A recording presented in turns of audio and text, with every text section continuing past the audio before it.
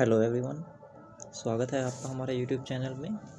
आज हम क्लास 8 से साइंस का फर्स्ट चैप्टर डिस्कस करेंगे, जो कि है crop production and management. Hindi में अगर हम बात करें, हिंदी की जो एनसीईआरटी है उसमें इसका नाम दिया गया है फसलों का उत्पादन और उनका प्रबंधन। तो ये चैप्टर वैसे हर एक बच्चों को फसलों के बारे में, क्रॉप्स के बारे में पता होगा, क्योंकि पिछले 1.5 सालों से गवर्नमेंट के अगेंस्ट एक प्रोटेस्ट चल रहा था, यानी कि किसानों का एक आंदोलन चल रहा था, जो सफल भी हुआ है।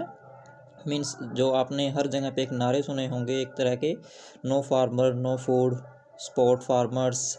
तो ये उससे रिलेटेड ही चैप्टर है। इसमें फसलों के बारे में बताया गया है और मैं थैंक्स करता हूँ हमारे किसान भाइयों का, जिन्होंने इतना लंबा आंदोलन इतने शांतिपूर्वक ढंग से चलाए रखा। तो चलिए शुरू करते हैं। What are crops? The plant of same kind are cultivated at one place on a large scale. It is called crop.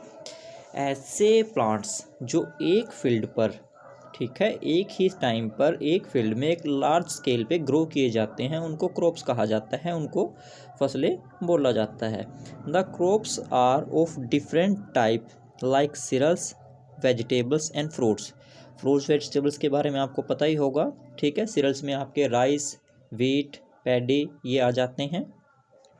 तो कहने का मतलब क्रॉप्स क्या है? ऐसे प्लांट्स की वैरायटीज़, ठीक है, या प्लांट के ऐसे नंबर जो एक ही फील्ड में एक लार्ज स्केल में उगाए जाते हैं, ठीक है। आपने देखा होगा, आपने राइस क्रॉप्स देखी होंगी, व्हीट क्रॉप्स देखी होंगी। व्हीट क्रॉप्स और राइस क्रॉप दोनों अलग अलग सीजन के अंदर लगाई जाती हैं। उसके बाद आ जाते हैं types of crops. India is a vast country. आपको पता ही है, इंडिया एक बहुत बड़ी कंट्री है और हर एक इसमें इंडिया के अंदर हर एक डिस्ट्रिक्ट के अंदर, हर एक स्टेट के अंदर अलग अलग तरीके से खेती की जाती है। मतलब टाइम के अकॉर्डिंग, पीरियड के अकॉर्डिंग, वहाँ पे जो सेशन चल रहा है उसके अकॉर्डिंग, वहाँ के टेम्परेचर, ह्यूमिडिटी, ठीक है, सॉइल प्रोफाइल को देख के वहाँ पे क्रॉप्स लगाई जाती हैं। So there is two broad cropping pattern can be identify. तो हमारे इंडिया में दो मेन क्रॉप्स के टाइप्स आपने देखे होंगे, ऑब्जर्व किए होंगे। नंबर 1 खरीफ क्रॉप, नंबर 2 है हमारी rabi crops. Number 1 kharif crop, Hindi में इसको खरीफ बोला जाता है। This crop are sown in rainy season. ऐसी क्रॉप्स जिनको रेनी सीजन के अंदर लगाया जाता है उनको खरीफ क्रॉप बोला जाता है। The rainy season in India is generally from June to September. और इसका आपको पता ही है, इंडिया के अंदर जून से लेके सितंबर तक जो है रेनी सीजन, रेनी पीरियड माना जाता है। एग्जाम्पल इसके हो जाते हैं आपके पैडी, पैडी मतलब राइस होता है, चावल जिसे आप कहते हैं। मेज़, सोयाबीन, ग्राउंड नट यानी कि मूंगफली, and cotton are kharif crops. तो ये आपका खरीफ क्रॉप के बारे में था। बेसिकली इसका क्या था खरीफ क्रॉप की? जो खरीफ क्रॉप होती है वो आपके रेनिंग सीजन के अंदर लगाई जाती हैं, ठीक है। इंडिया में इसका टाइम पीरियड ध्यान रखना है। इंडिया में जो रेनी सीजन का टाइम पीरियड होता है वो आपका जून से सितंबर तक होता है, और उसके एग्जाम्पल याद रखने हैं। नेक्स्ट है आपका rabi crops. The crops are grown in winter season. Winter season आपको पता ही है, सर्दियों के मौसम में ये फसलें लगाई जाती हैं, ये क्रॉप्स लगाई जाती हैं। The winter season in India is generally from October to March. और इंडिया के अंदर जो विंटर पीरियड माना जाता है वो अक्टूबर से मार्च तक के बीच माना जाता है। एग्जाम्पल आपका वीट यानी कि गेहूँ, ग्राम यानी कि आपका चना, पी मटर, मस्टर्ड आपकी सरसों हो जाती है, and line seed are rabi crops. तो ये बेसिक सा डिफरेंस था। किसी भी क्वेश्चन को अगर आप डिफरेंस बना के करते हो तो वो आपको इजीली याद हो जाता है। तो यहाँ पे हमने डिस्कस किया what are crops, type of crops. Basically there is two basic type of crop, that is rabi crop and another one is kharif crop. Kharif crop का टाइम पीरियड ध्यान रखना है आपको, जून टू सितंबर, और रब्बी क्रॉप का टाइम पीरियड जो होगा अक्टूबर से मार्च तक के बीच में होगा। और बेसिक से इनके डिफरेंस याद रखने हैं। खरीफ क्रॉप में एक चीज़ देखनी है कि इनको वाटर की ज़्यादा रिक्वायरमेंट होती है, इसलिए इनको रेनी सीजन के अंदर लगाया जाता है। जबकि जो रब्बी क्रॉप है उसमें वाटर के अमाउंट जो है, रिक्वायरमेंट इतनी ज़्यादा नहीं होती, इसलिए इसको विंटर सीजन के अंदर, ठंड के अंदर लगाया जाता है और पानी इनके अंदर कम दिया जाता है। जो बच्चे फार्मर फैमिली से हैं, मतलब खेती करते रहते हैं, एग्रीकल्चर फील्ड में हैं, उनको तो इसके बारे में पता होगा, इसलिए उनके लिए चैप्टर काफ़ी ईजी है। और वो बच्चे अपने हिसाब से भी इन क्वेश्चनों को कर सकते हैं। सारे क्वेश्चन एनसीईआरटी से लिए गए हैं आपके। सो स्टूडेंट्स, खरीफ और रबी क्रॉप के साथ साथ एक समर क्रॉप्स भी होती हैं जिसके अंदर आप पल्सेस और वेजिटेबल्स को ग्रो करते हो। एक बार इसको भी देख लेते हैं। Pulses and vegetables are grown in summer season. और इंडिया के अंदर आपको समर सीजन का टाइम पीरियड ध्यान रखना है। इंडिया के अंदर जो समर सीजन का टाइम पीरियड होता है वो आपका मार्च टू जून तक होता है, ठीक है। So these are called summer crops, और इनको क्या बोला जाता है, समर क्रॉप्स। पल्सेस जो है मेनली आपके दाल वाले पौधे होते हैं, जितने भी आपके दाल वाले पौधे होते हैं इनकी ये ग्रो किए जाते हैं। उसके बाद आता है एग्रीकल्चर प्रैक्टिस। इसको देखते हैं एक बार। The cultivation of crops involve several activity undertaken by farmer over a period of time and this activity and task are called agriculture practice। तो इसको सिंपल लैंग्वेज में अगर मैं बताऊं तो ये क्या होता है कि एक फार्मर, ठीक है, जो एक टाइम पीरियड के अंदर अपनी फसलों को, अपनी क्रॉप्स को किस तरीके से ग्रो करता है, उनको किस तरीके से लगाता है, उनकी देख रेख कैसे करता है, देख रेख करने के लिए कौन कौन से उसको टास्क पूरे करने होते हैं कि लास्ट में जाके वो अपनी फसलों को काट सके, ठीक है। तो उसको बोला जाता है एग्रीकल्चर प्रैक्टिस। बेसिक्स ही आपके एग्रीकल्चर प्रैक्टिस में साथ दी गई हैं आपकी एनसीईआरटी में। तो फर्स्ट जो है वो है आपकी प्रिपरेशन ऑफ सॉइल। मैं हिंदी में साथ साथ बताता रहूँगा। प्रिपरेशन ऑफ सॉइल का मतलब होता है मिट्टी को तैयार करना। सेकंड है आपका सोइंग। सोइंग का मतलब होता है बुआई, यानी कि बीज बोना। थर्ड है आपका एडिंग मैन्यूर एंड फर्टिलाइज़र। इसका मतलब होता है मिट्टी के अंदर खाद और उर्वरक ऐड करना। फोर्थ पॉइंट है आपका इरिगेशन। इसको सिंचाई भी बोला जाता है, यानी कि मिट्टी में जो है, जो सॉइल है आपकी, जो क्रॉप्स लगाई हैं आपने, उसको time to time water supply करना। उसके बाद फिफ्थ पॉइंट आपका आ जाता है प्रोटेक्शन फ्रॉम वीड्स। वीड्स जिसको खरपतवार कहते हैं, ठीक है, ये ऐसे प्लांट होते हैं जो हमारी क्रॉप्स के अंदर, ठीक है, अपने आप ही ग्रो कर जाते हैं, ठीक है, और ये हार्मफुल होते हैं। उसके बाद आ जाता है आपका सिक्स पॉइंट हार्वेस्टिंग। हार्वेस्टिंग तो एक सिंपल सी चीज़, आप सभी को पता है कि मान लो आपने कोई फसल लगाई है, सच लाइक आपने राइस की क्रॉप्स लगा रखी हैं, ठीक है, पैडी क्रॉप्स लगाई हैं। तो जब उनका टाइम पीरियड आ जाता है, मतलब जब उनकी कटाई का टाइम आ जाता है, हार्वेस्ट का टाइम आ जाता है, तो उसको हार्वेस्टिंग बोला जाता है। मतलब उनके मैच्योर होने के बाद उनको काटना, उनको हार्वेस्टिंग आप कहते हैं। फिर है पॉइंट आपका सेवन्थ पॉइंट स्टोरेज। अब फसलों को काटने के बाद उनको स्टोर भी किया जाता है। बेसिकली आपने घर में देखा होगा, आप एक बड़े से ड्रम के अंदर उसको स्टोर कर लेते हो, ठीक है। और एक चीज़ ध्यान रखनी है, फसलों को स्टोर करने से पहले एक पॉइंट माइंड में सेट रखना कि जो भी फसल आप स्टोर कर रहे हो, ठीक है, वो फुल्ली तरीके से ड्राई हो। अगर वो ड्राई नहीं होगी तो उसके अंदर माइक्रो ऑर्गेनिज्म ग्रो करेंगे और आपकी फसल खराब हो सकती है। अब इन सभी एक्टिविटियों को हम वन बाय वन डिस्कस करेंगे। अगर किसी बच्चे को कोई एक्टिविटी समझ में ना आए, कोई प्रैक्टिस, कोई टास्क समझ में ना आए, तो कमेंट सेक्शन में पूछ सकता है। फर्स्ट है आपका प्रिपरेशन ऑफ सॉइल, यानी कि मिट्टी को तैयार करना। तो देखते हैं इसके बारे में। It is the first and most important step in agriculture is to turn and loosen the soil. It help the roots to penetrate deep into the soil. देखो क्या है, जो आपकी सॉइल है उसको टर्न करना, उसको लूज़ करना, ठीक है, ये आपका प्रिपरेशन ऑफ सॉइल में किया जाता है। इससे क्या होगा कि जो लूज सॉइल है, जब आप उसके अंदर सीड डालोगे, ठीक है, और जब वो एक स्मॉल प्लांट के अंदर चेंज होगा, मतलब सीडलिंग के अंदर चेंज होगा, उसकी रूट्स जो हैं डीपली पेंट्रेट कर सकती हैं सॉइल के अंदर, और उससे उसको क्या मिलेगा, फुल्ली नरिशमेंट मिल सकता है। और ये अर्थवर्म की हेल्प में भी ग्रो करती हैं। ये क्या करेंगी स्टूडेंट्स, जो प्रिपरेशन करोगे आप सॉइल से, वो आपके अर्थवर्म और माइक्रो ऑर्गेनिज्म की ग्रोथ में हेल्प करेंगी। और आपको पता हो कि जो अर्थवर्म है उसको फार्मर का बेस्ट फ्रेंड कहा जाता है। ये काफ़ी इंपॉर्टेंट है अकॉर्डिंग टू एग्जाम व्यू, या आपके ऑप्शन टाइप में भी पूछा जा सकता है, ठीक है। नेक्स्ट आपका इसी के अंदर एक छोटा सा टॉपिक जो आपके एनसीईआरटी में दिया गया है, that is ploughing and tilling. The process of losing of soil and turning of soil is called tilling और प्लफिंग। मतलब जो वही है प्रिपरेशन ऑफ सॉइल के अंदर जो आपका काम किया जाता है, मतलब मिट्टी को उठलना, ठीक है, और उसको लूज़ करना, उसको क्या कहा जाता है, टेलिंग और प्लफिंग कहा जाता है। Ploughing is done by by using a प्लफ। ये तो आपको पता होगा प्लफिंग किस चीज़ से की जाएगी, एक प्लफ से। खासकर उन बच्चों को ये काफ़ी चैप्टर इजी लगेगा जो फार्मर फील्ड से आते हैं, मतलब एग्रीकल्चर फील्ड में हैं, उनके पेरेंट्स खेती करते हैं, फार्मर हैं, ठीक है। खेती करना कोई बुरी बात नहीं है, बिकॉज हमारा जो खासकर इंडिया में हमारे हाफ से ज़्यादा पॉपुलेशन जो है फार्मर्स पे डिपेंड करती है। The big clumps of soil is called crumbs which is ploughed by प्लफर।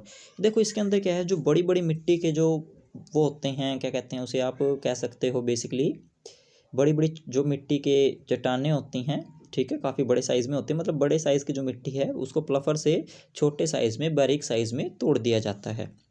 Next step है आपका शोइंग, यानी कि बिजाई। It is an important part of crop production. Before sowing good quality of seed are selected which are healthy, clean and high yielding. देखो इसमें क्या होगा, जब आप बीज बोते हो तो सिंपल सी बात है, खेत को तैयार करने के बाद सबसे ज़रूरी स्टेप क्या होगा, उसके अंदर बीज डालना। अगर सीड ही नहीं डालोगे तो प्लांट ग्रो नहीं होंगे। तो इसमें क्या है, it is an important part of crop production, ठीक है। Before sowing good quality of seed are selected. और एक चीज़ ध्यान रखनी है, बीज बोलने से पहले, यानी कि सीड को डालने से पहले, खेत के अंदर सीड डालने से पहले आप उसको चेक कर लें कि उसमें से गुड क्वालिटी के सीड कौन से हैं, कौन से बैड क्वालिटी के हैं, किस सीड से आपको हाई यील्डिंग मिल सकती है। Now days the seed drill is use for showing with help of tractor. और आज के टाइम में तो देखो सीड ड्रिल आ चुकी है, पहले एक फनल टाइप से किया जाता था, जो आपके एनसीईआरटी बुक में इसके डायग्राम दिखाए गए हैं, आप वहाँ से भी देख सकते हो। फिर है आपका third step, adding manure and fertiliser.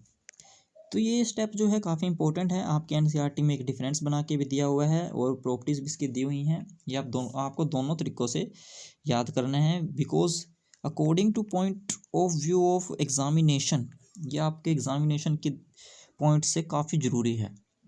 The continuous cultivation of crops makes the soil poor in nutrient, therefore the farmer add manure and fertiliser to the field to replenish का मतलब होता है दोबारा से उस चीज़ को रीग्रो कर लेना, मतलब उस चीज़ में दोबारा से बढ़ोतरी कर देना, इंक्रीज कर देना द सॉइल न्यूट्रिएंट्स।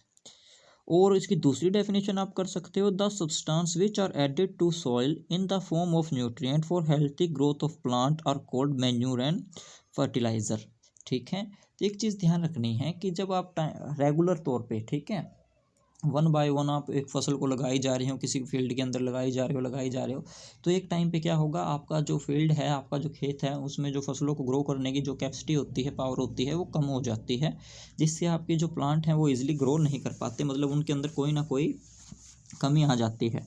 तो उसी कमी को, ठीक है, दूर करने के लिए हम उसमें क्या करते हैं, फर्टिलाइज़र और मैन्योर ऐड करते हैं, ताकि हमारे जो प्लांट हैं वो अच्छे तरीके से ग्रो कर सकें, ठीक है। आज हम इसके बारे में डिफरेंस भी करेंगे, क्योंकि मैन्योर और फर्टिलाइज़र का डिफरेंस काफ़ी इंपॉर्टेंट है, जो आपकी एनसीईआरटी में बेसिक सा दिया हुआ है। इसमें सिंपल चीज़ ध्यान रखनी है कि मैन्योर एक हिसाब से देसी खाद है, ठीक है, जो आप घर पे तैयार करते हो, और फर्टिलाइज़र जो है फैक्ट्रियों में तैयार होती है, ठीक है। अब हम डिस्कस करते हैं इसके बारे में। देखिए बच्चों, मैन्योर जो है आपका, manure is an organic natural substance obtain from the decomposition of plant and animal waste, ठीक है, या आप उसको रेसिड्यू बोल सकते हो, मतलब एनिमल और प्लांट्स के जो रेसिड्यू होते हैं, वेस्ट होते हैं, उनसे इसको तैयार किया जाता है। It can be prepared in the field, और ये खेत में तैयार की जा सकती है। It provide a lot of humus to the soil, और आपको पता होगा ह्यूमस के अंदर ही सबसे ज़्यादा सॉइल फर्टिलिटी, मतलब उपजाऊ क्षमता होती है, ठीक है। इसलिए आपका जो मैन्योर है वो काफ़ी बेस्ट होता है, और इसको बनाने में इतना खास प्रॉब्लम भी नहीं होती है। आप घर पे, आपने किसानों ने देखा होगा, आप जो आपके आसपास किसान हैं, आपने देखा होगा, वो किसी खेत के अंदर जो गायें भैंस होती हैं, ठीक है, उनका जो वेस्ट होता है, ठीक है, उनका जो डंग होता है, मतलब जो गोबर वगैरह होता है, उसको कुछ टाइम के लिए किसी खेत के अंदर डाल देते हैं, ठीक है। जब वो थोड़ा सूख जाता है तो उसको उस फील्ड के अंदर ही मिक्स कर देते हैं। इससे क्या है, उसके अंदर जो न्यूट्रिएंट थे उसकी कमी दोबारा से पूरी हो जाती है। नेक्स्ट है आपका fertilizer. The fertilizer are inorganic man made chemicals और सॉल्ट, ये चीज़ ध्यान रखनी है। Which are prepared in factories. Main difference क्या है, जो मैन्योर है आपका वो घर पे तैयार हो सकते हैं, फील्ड के अंदर तैयार हो सकते हैं, लेकिन जो फर्टिलाइज़र है वो आपके फैक्ट्रीज के अंदर तैयार होते हैं। एग्जाम्पल आपका urea, ammonia sulphate, potash, NPK। और यहाँ पे एक चीज़ ध्यान रखनी है, जो ये NPK है इसमें N स्टैंड करता है nitrogen, P for phosphorus and K for potassium. They are rich in a particular nutrient. ये इसकी खासियत होती है कि अगर आपके सॉइल के अंदर मान लो नाइट्रोजन की कमी है या पोटेशियम की कमी है, तो यहाँ पे डिफरेंट टाइप से इसको परचेज कर सकते हैं, क्योंकि एक पर्टिकुलर न्यूट्रिएंट के लिए ये रिच होता है। And does not provide any humus to the soil. The excess use of fertilizer has made the soil less fertilize. और जैसे कि आपको पता है, अगर एक चीज़ का फ़ायदा है तो उसका एक लॉस भी होगा। तो अगर आप एक्सेसिव अमाउंट के अंदर फर्टिलाइज़र को यूज़ कर लेते हो अपने फील्ड के अंदर, तो इससे आपकी जो सॉइल है उसकी जो फर्टिलिटी पावर होती है वो ख़त्म हो सकती है। नेक्स्ट है आपका एडवांटेज ऑफ मैन्यूर। ये आपके NCERT में कुछ पॉइंट्स दिए गए हैं मैन्यूर के बारे में कि ये बेस्ट क्यों माना जाता है, ये आपको ध्यान रखने हैं। Manure are considered better than fertilizer because it improve the soil texture. मतलब ये सॉइल का जो टेक्सचर है उसको इम्प्रूव करता है। सेकंड है it improve the water holding capacity of soil. अगर टेक्सचर इम्प्रूव होगा तो सिंपल सी बात है, वाटर को एब्जॉर्ब करने की पावर, मतलब उसको होल्ड करने की पावर भी जो सॉइल की है वो इंक्रीज होगी। It increase the number of friendly microbes.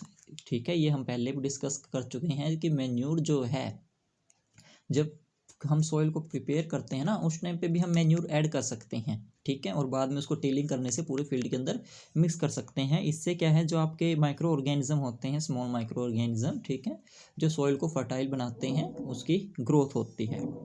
It makes the soil porous which exchange of gases become easy. देखो क्या है, ये जो सॉइल है उसको पोरस बना देता है, मतलब छिद्र युक्त बना देता है। जैसे आपने घर में देखी होगी, चाय को छानने के लिए आप फिल्ट्रेशन, जब फिल्टर करते हो चाय को, ठीक है, तो उसके अंदर पोर्स से आप उसको फिल्टर करते हो। ठीक है, तो उसी तरीके से ये मिट्टी को पोर्स बना देती है, जिसकी हेल्प से उसके अंदर ईजिली वाटर और गैसेस का एक्सचेंज हो सकता है।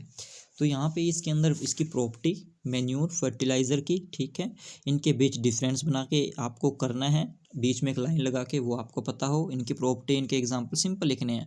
ठीक है, कि मैन्यूर कहाँ पे तैयार होता है, फर्टिलाइज़र कहाँ पे तैयार होगा। ठीक है, मैन्यूर ऑर्गेनिक है, फर्टिलाइज़र इनऑर्गेनिक यानी कि सॉल्ट होते हैं।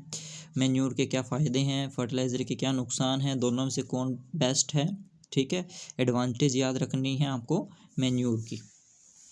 तो यहाँ तक जो है आपका हमने बेसिक से स्टेप कर लिए हैं। इसके बाद जो मोस्ट इम्पोर्टेंट आपका स्टेप शुरू होता है वो है आपका इरिगेशन। वो शुरू करते हैं स्टूडेंट्स। एक बार इरिगेशन शुरू करने से पहले कुछ मेन लाइंस हैं जो आपके NCERT से ली गई हैं, उसको पढ़ लेते हैं। The another method of replacing the soil with nutrient is through crop rotation. It means growing different crop alternately. मतलब एक क्रॉप के बाद, जैसे कि आपने गेहूं की फसलें लगा रखी हैं, उसके बाद आप कोई सी लेग्यूम्स प्लांट को, ठीक है, यानी कि पल्सिस को, दालों को ग्रो करो, और उसके बाद अनदर क्रॉप्स को आप ग्रो कर सकते हो। इससे आपके जो फील्ड हैं, जो खेत हैं, उसके अंदर न्यूट्रिएंट की कमी नहीं होती। In previous classes you have learned about rhizobium bacteria which are present in nodules of roots of leguminous plant. यानी कि जो दाल वाले प्लांट्स होते हैं, पल्सिस प्लांट्स होते हैं, उनकी जड़ों के अंदर ये प्लांट बैक्टीरिया आपका पाया जाता है। और इसका काम क्या है, नाइट्रोजन फिक्सेशन का। मतलब जो हमारे प्लांट हैं वो डायरेक्टली नाइट्रोजन को नहीं ले सकते, ठीक है, वो क्या कर सकते हैं, राइजोबियम बैक्टीरिया जो है उनकी हेल्प से, नाइट्रोजन फिक्सेशन में हेल्प से ही ग्रो करते हैं। नेक्स्ट है आपका इरिगेशन। तो इरिगेशन का मतलब होता है सिंचाई, मतलब पानी देना फसलों को। क्योंकि जब आपने खेत तैयार कर लिया, ठीक है, उसके अंदर सीड डाल दिए, भी दवाइयाँ डाल दी, फिर आप उसको पानी भी तो दोगे ना। पानी तो सबके लिए ज़रूरी होता है, चाहे वो इंसेक्ट है, एनिमल है, या कोई प्लांट है। The supply of water to crops at regular interval of time is called irrigation. The time and frequency of irrigation vary from crop to crop. इसको ध्यान से देखना बच्चों, crop to crop, soil to soil and session. देखो क्या है, जो irrigation है, मतलब जो पानी देने का टाइम होता है ना, वो आपका क्रॉप्स टू क्रॉप वेरी करता है। जैसे कि वीट्स के अंदर पानी कम दिया जाता है, पैडी के अंदर पानी ज़्यादा दिया जाता है, या सॉइल्स टू सॉइल के कारण भी ये वेरी कर सकता है, या सॉइल एंड सीजन के कारण भी ये वेरी करता है। Water, minerals and fertilizer are absorb by plant roots, और ये तो सभी बच्चों को पता होगा कि जो प्लांट्स की रूट्स होती हैं वो ही वाटर को एब्जॉर्ब करती हैं, ठीक है। वाटर के साथ साथ वो आपके जो फर्टिलाइज़र होते हैं, वो मिट्टी से जो मिनरल्स होते हैं उसको भी एब्जॉर्ब करती हैं। The sources of water irrigation are wells, ठीक है, ट्यूबवेल्स, यानी कि जो ये आपके कुएँ होते हैं, जो ट्यूबवेल लगे होते हैं, पॉन्ड्स आपके जो तालाब हो सकते हैं, लेक्स, रिवर, डैम्स, डैम्स भी बनाए जाते हैं कहीं कहीं पे, ठीक है। तो डैम से भी जो आप जो है क्रॉप प्रोडक्शन में हेल्प ले सकते हैं। The modern method of irrigation are sprinkle system and drip system. आज के टाइम में वाटर की शॉर्टेज को देखते हुए कुछ एडवांस मेथड डेवलप किए गए हैं, ठीक है, जिससे क्या है वाटर ना तो ज़्यादा वेस्ट हो सकता है और हमारे जो प्लांट हैं वो भी ईजिली ग्रो कर सकते हैं, मतलब उनको प्रॉपर अमाउंट में वाटर मिल जाता है और उनकी ग्रोथ ईजिली हो जाती है। उसके बारे में पढ़ते हैं। फर्स्ट है आपका sprinkle system.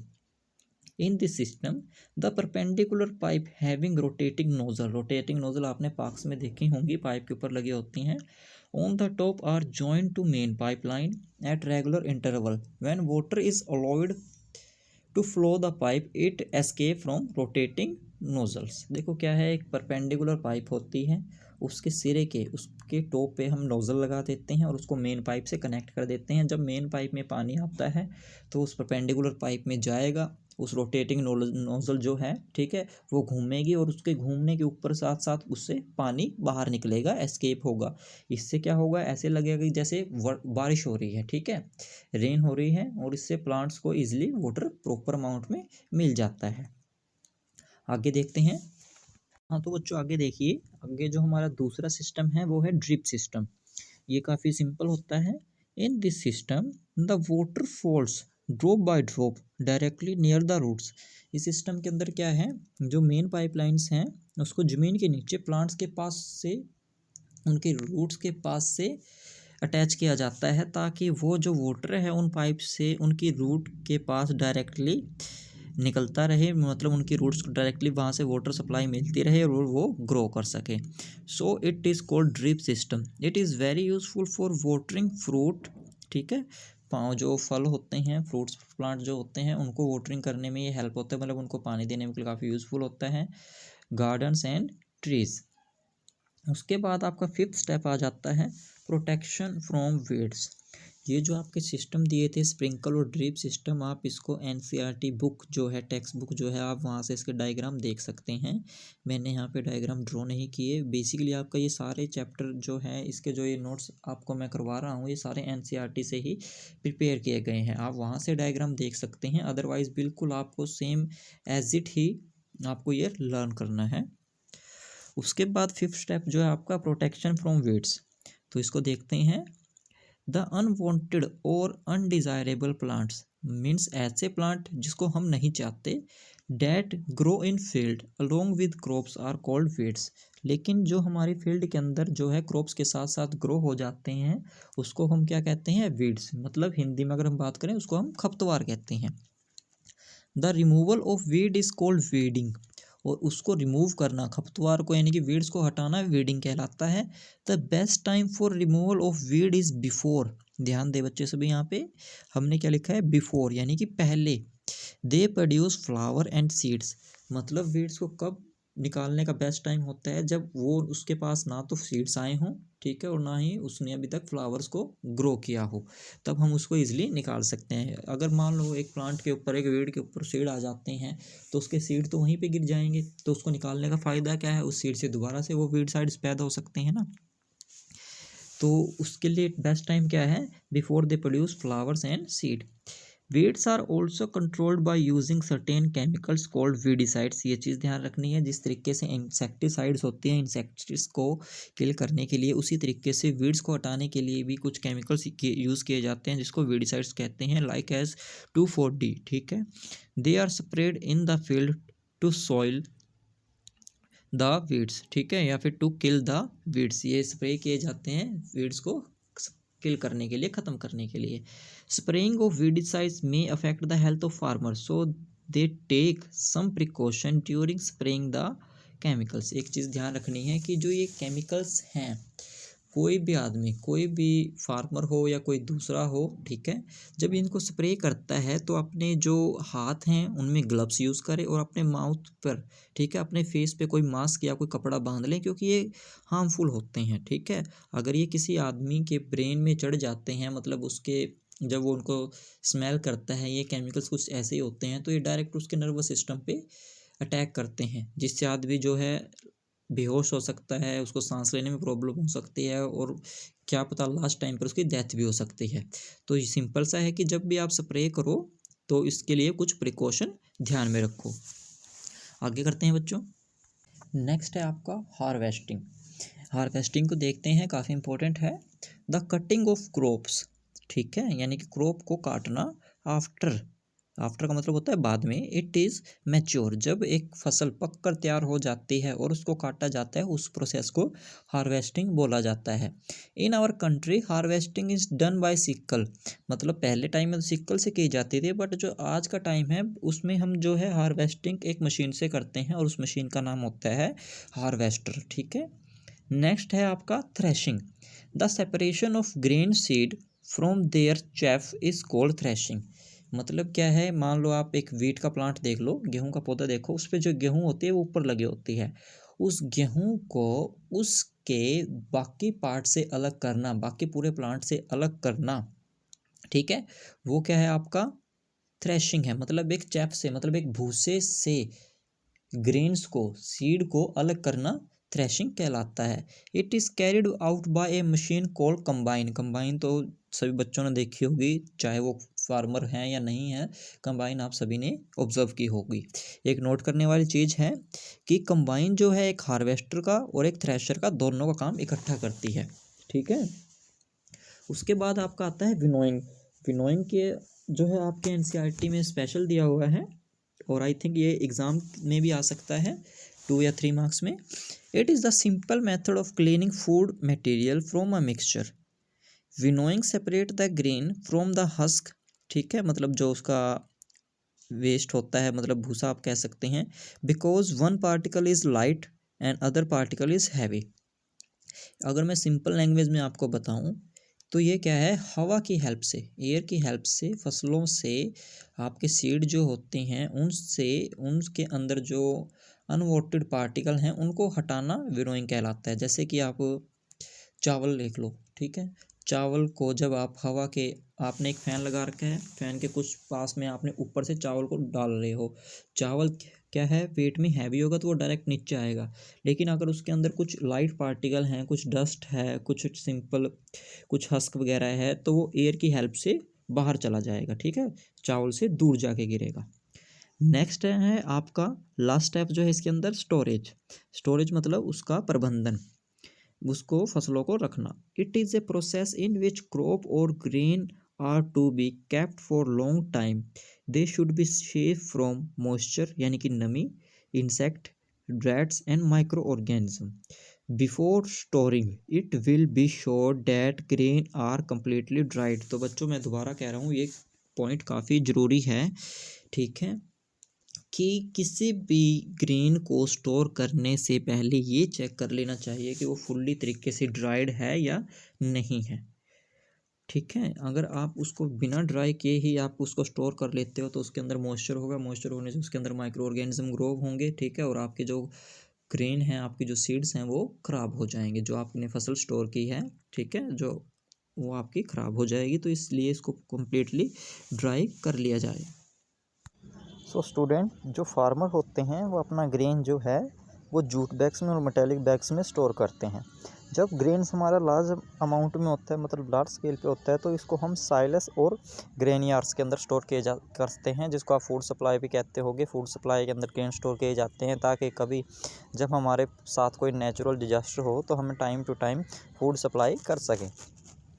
Dried neem leaves are use for storing food grain at home. जब हम घर पे ग्रेन्स को स्टोर करते हैं, ठीक है, अनाज को स्टोर करते हैं, तो उस टाइम हम वहाँ पे ड्राई नीम्स का यूज़ करते हैं ताकि उनके अंदर माइक्रो ऑर्गेनिज्म ग्रो ना करें और वो ख़राब ना हो।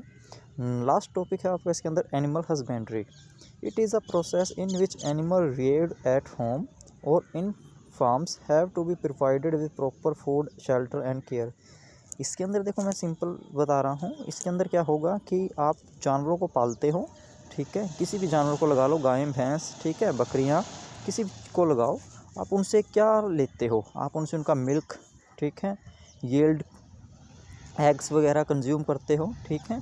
तो मतलब क्या है, एनिमल्स को पालना, रियर करना, कहीं पे भी होम कर सकते हो आप, कहीं फार्म के अंदर कर सकते हो, पोल्ट्री फार्म जैसे होते हैं, फिश फार्म्स होते हैं, पिग फार्म्स होते हैं, ठीक है। और उनको प्रॉपर शेल्टर देते हो, प्रॉपर उनकी केयर करते हो, फूड प्रोवाइड करते हो, ताकि आप उनसे अपने बेनिफिट वाली चीज़ें, अपने जो आपके काम आने वाली चीज़ें हैं वो उनसे ले सको। तो यहाँ पे आपका ये चैप्टर ख़त्म होता है स्टूडेंट। आई होप आपको ये समझ में आया होगा, ठीक है। अगर किसी बच्चे को कोई क्वेश्चन समझ में ना आया हो तो मुझे कमेंट सेक्शन में पूछ सकता है, मैं आपका वहाँ पे आपको रिप्लाई करूँगा, ठीक है। और हाँ, आपके जो NCERT में टेक्स्ट बुक्स के अंदर जो क्वेश्चंस दिए गए हैं बैक साइज़ में, प्लीज़ आप उसको प्रिपेयर करें, उसको ध्यान से करें। साथ ही साथ ऑब्जेक्टिव क्वेश्चन को थोड़ा ध्यान से करिए, क्योंकि अब की बार आपका जो हाफ सिलेबस है वो ऑब्जेक्टिव टाइप्स में आएगा, ठीक है ना। तो प्लीज़ प्रैक्टिस कीजिए, प्रैक्टिस करने से ही आपकी स्किल बेटर होंगी, आपको अच्छा लर्न होगा। Thank you students.